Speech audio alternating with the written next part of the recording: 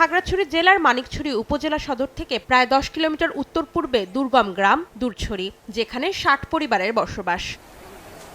এই গ্রামেরই বাসিন্দা রেমরাচাই মারমা। 2021 সালে তার 200 গাছের পেঁপে বাগান ছিল। 2023 সালে মাধ্যমিক পরীক্ষায় অকৃতকার্য হওয়ার পর পুরোদমে নেমে পড়েন কৃষিতে। বর্তমানে তার 10 একর জমিতে 3000 পেঁপের গাছ রয়েছে। এবছর পেঁপে বিক্রি করেছেন 20 লাখ টাকার। সামনে আরও 3000 পেঁপে চারা রোপণের পরিকল্পনা তার।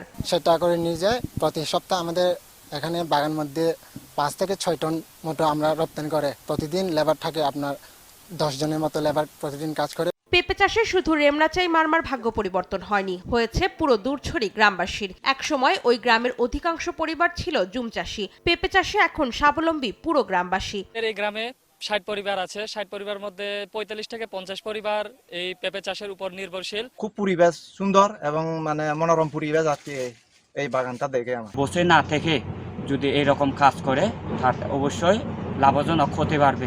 আমি এখান থেকে উৎসাহ পেয়ে আমিও চিন্তা করছি যে এই ধরনের একটা বাগান করব।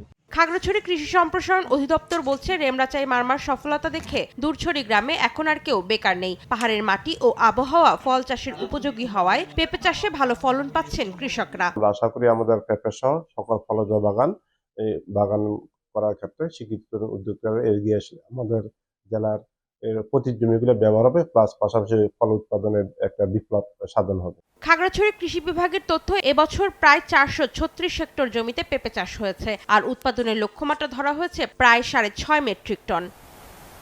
সময় সংবাদ, খাগড়াছড়ি।